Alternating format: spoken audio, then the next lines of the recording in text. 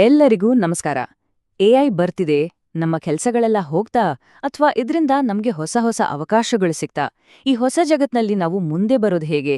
ಯಾವ ಸ್ಕಿಲ್ಸ್ ಕಲಿಬೇಕು? ಬನ್ನಿ ಇವತ್ತಿದ್ರ ಬಗ್ಗೆನೇ ಮಾತಾಡೋಣ. ಕೇಳೋಕೆ ಸ್ವಲ್ಪ ಭಯಾನಕ ಅನ್ಸ್ಬೋದು ಅಲ್ವಾ? ಮುಂದಿನ 3-4 ವರ್ಷ ಒಂದು ಕಗ್ಗೊಲೆಯ ಒಬ್ಬ ಇಂಡಸ್ಟ್ರಿ ಎಕ್ಸ್ಪರ್ಟ್ ಹೇಳಿರೋ ಮಾತು ಇದು. ಆದ್ರೆ ಎಐ ತರ್ಲಿರೋ ಬದಲಾವಣೆಗಳು ಎಷ್ಟು ದೊಡ್ಡದು, ಎಷ್ಟು ವೇಗವಾಗಿ ಆಗುತ್ತೆ ಅನ್ನೋದಕ್ಕೆ ಇದೊಂದು ಎಚ್ಚರಿಕೆ ಗಂಟೆ. ಏನಾಗ್ತದೆ ಅಂತ ನೋಡೋಣ ಬನ್ನಿ. ಸರಿ, ಹಾಗಂದ್ರೆ ಆ ಕಠೋರ ಭವಿಷ್ಯವಾಣಿ ಯಾಕೆ ನಿಜ ಆಗೋ ಸಾಧ್ಯತೆ ಇದೆ? ಜಾಬ್ ಮಾರ್ಕೆಟ್ ಮೇಲೆ ಎಐ ಪರಿಣಾಮ ಬೀರೋಕೆ ಈಗಾಗ್ಲೇ ಶುರುವಾಗಿದೆ. ಹೇಗೆ ಅಂತ ನೋಡೋಣ. ನೋಡಿ, ಈ 6% ಅನ್ನೋ ನಂಬರ್ ಇದೆಲ್ಲ, ಇದು ನಿಜಕ್ಕೂ ಆತಂಕಕಾರಿ. ಯಾಕಂದ್ರೆ ಪ್ರತಿ ವರ್ಷ ನಮ್ಮ ದೇಶದಲ್ಲಿ ಸುಮಾರು 15 ಲಕ್ಷ ಇಂಜಿನಿಯರಿಂಗ್ ಸ್ಟೂಡೆಂಟ್ಸ್ ಪಾಸ್ ಆಗ್ತಾರೆ. ಆದ್ರೆ ಅವರಲ್ಲಿ ಕೆಲ್ಸ ಸಿಗ್ತಿರೋದು ಬರೀ ಇಷ್ಟು ಜನಕ್ಕೆ. ಸ್ವಲ್ಪ ದಿನಗಳ ಹಿಂದೆ ಇದು 10% ಇತ್ತು, ಆದ್ರೆ ಈಗ ಸಡನ್ ಆಗಿ ಇಳಿದಿದೆ. ಇದಕ್ಕೆಲ್ಲ ಕಾರಣ ಬಹುಶಃ ಎಐ. ಹಿಂದೆ ನಮ್ಮ ಐಟಿ ಇಂಡಸ್ಟ್ರಿ ಅಂದ್ರೇನೆ ಔಟ್ಸೋರ್ಸಿಂಗ್, ಅಗ್ಗದ ಬೆಲೆಗೆ ಕೋಡಿಂಗ್ ಮಾಡಿಕೊಡ್ತಿದ್ವಿ. ಅದೇ ನಮ್ಮ ಬಲ ಆಗಿತ್ತು. ಆದ್ರೆ ಈಗ ಆಟ ಬದಲಾಗಿದೆ. ಮನುಷ್ಯರು ಮಾಡ್ತಿದ್ದ ಕೆಲಸವನ್ನ ಈಗ ಎಐ ಏಜೆಂಟ್ಗಳು ಮಾಡ್ತಾ ಇವೆ. ಅವರು ಇನ್ನೂ ಫಾಸ್ಟ್, ಇನ್ನೂ ನಿಖರ. ಇದಿನ್ನೂ 5-10 ವರ್ಷದ ಕಥೆಯಲ್ಲ. ಕೇಳಿ, ಆಂಥ್ರೋಪಿಕ್ ಕಂಪನಿಯ ಸಿಇಒ ಹೇಳೋ ಪ್ರಕಾರ ಈ ವರ್ಷದ ಕೊನೆಗೆ 90% ಕೋಡ್ ಬರೆಯೋದು ಎಐ ಅಂತೆ.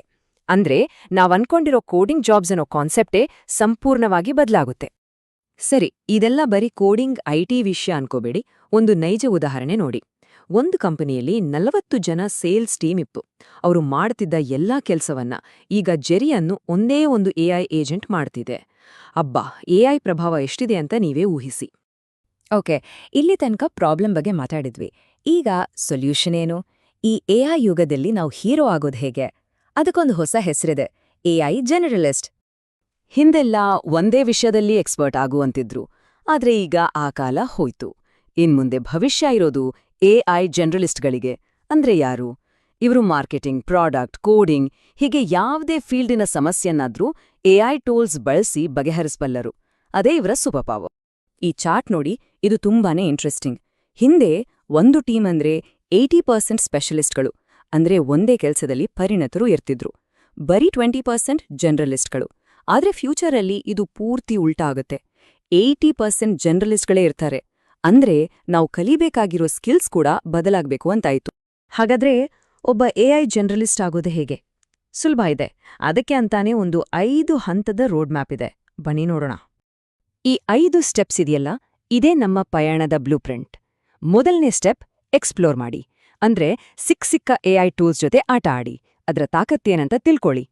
ಎರಡನೇ ಸ್ಟೆಪ್, ಪ್ರಾಂಪ್ಟ್ ಇಂಜಿನಿಯರಿಂಗ್ ಕಲೀರಿ. ಅಂದ್ರೆ ಎಐ ಜೊತೆ ಹೇಗೆ ಸರಿಯಾಗಿ ಮಾತಾಡೋದು, ಅದರಿಂದ ನಮ್ಗೆ ಬೇಕಾದ ಉತ್ತರ ಪಡೆಯೋದು ಹೇಗೆ ಅಂತ ಅರ್ಥ ಮಾಡ್ಕೊಳ್ಳಿ. ಮೂರನೇ ಸ್ಟೆಪ್, ಬರೀ ಟೆಕ್ಸ್ಟ್ ಅಷ್ಟೇ ಅಲ್ಲ, ಎಐ ಬಳಸಿ ಇಮೇಜ್, ವಿಡಿಯೋ, ಆಡಿಯೋ ಹೇಗೆ ಮಾಡೋದು ಅಂತ ಕಲೀರಿ. ನಾಲ್ಕನೇ ಸ್ಟೆಪ್, ಕೋಡಿಂಗ್ ಗೊತ್ತಿಲ್ಲ ಅಂದ್ರೂ ಚಿಂತೆ ಇಲ್ಲ, ಚಿಕ್ಕ ಪ್ರಾಜೆಕ್ಟ್ಸ್ ಟೂಲ್ಸ್ ಮಾಡೋಕ್ಕೆ ಶುರು ಮಾಡಿ. ಕೊನೆಯದಾಗಿ 5ನೇ ಸ್ಟೆಪ್, ನಿಮ್ಗೆ ಬೇಕಾದ ಕೆಲಸಗಳನ್ನ ಆಟೋಮ್ಯಾಟ್ ಮಾಡೋ ಎಐ ಏಜೆಂಟ್ಗಳನ್ನ ನೀವೇ ತಯಾರು ಮಾಡೋದು ಕಲೀರಿ. ಒಮ್ಮೆ ಈ ರೋಡ್ ಮ್ಯಾಪ್ ಫಾಲೋ ಮಾಡಕ್ ಶುರು ಮಾಡಿದ್ರೆ, ಆಗ ನಿಮ್ಮ ಫೋಕಸ್ ಡಿಗ್ರಿ ಸರ್ಟಿಫಿಕೇಟ್ ಮೇಲಿಂದ ನಿಜವಾದ ಸ್ಕಿಲ್ಸ್ ಕಡೆ ಶಿಫ್ಟ್ ಆಗುತ್ತೆ.